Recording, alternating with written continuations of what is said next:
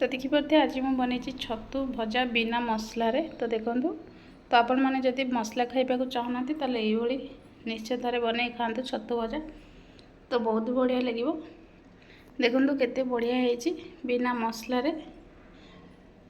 तो आपण मैंने निश्चित एमती थे बन खातु छतु भजा। तो मोर रेसिपी भल लगे लाइक करने सब्सक्राइब करने।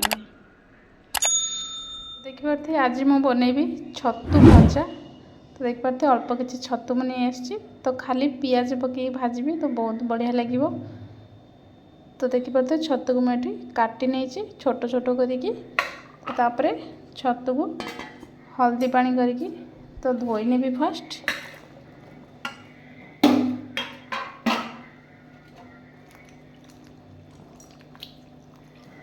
तो देखिपे हल्दी पानी में मुझे धोईकी एमती छतु को सब चिपुड़ी नेबी पानी रे।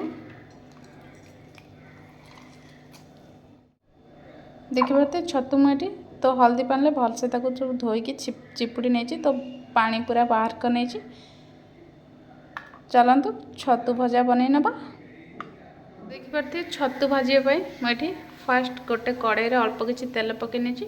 तो फास्ट छतु को मु किसी समय भाजी नेबी तेल रे।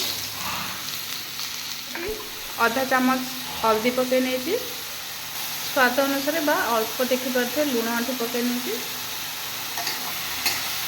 तो किसी समय मु छतु को भाजी नेबी।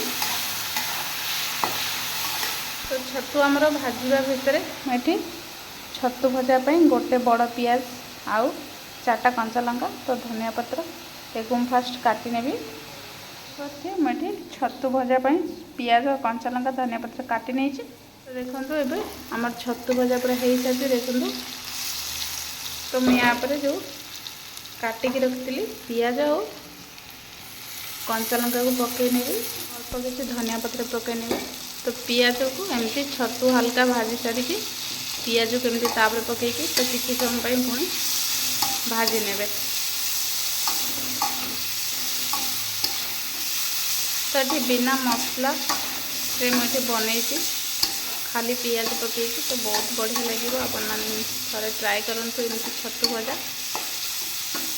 तो आम किसी समय एक भाजी नवा छतु पियाज सब छतु भजा आमर पूरा हो सारा। देखो तो आउ अल्प आम स्वाद अनुसार लुण पकई नवा। तो अल्प हल्दी तो गोटे चमच से लंका गुंड पकई नवा। देखिपे छतु भजा आमर केते बढ़िया होती। तो देखिपे छतु भजा फाइनाली आमर हो सारी। तो ऊपर किसी कटा धनिया पत्र पकई नेबी। तो आपण मैंने निश्चित एमती बिना मसलार छतु भजा करके खातु तो बहुत बढ़िया लगे। तो मोर रेसिपी भल लगे लाइक कर सब्सक्राइब कर।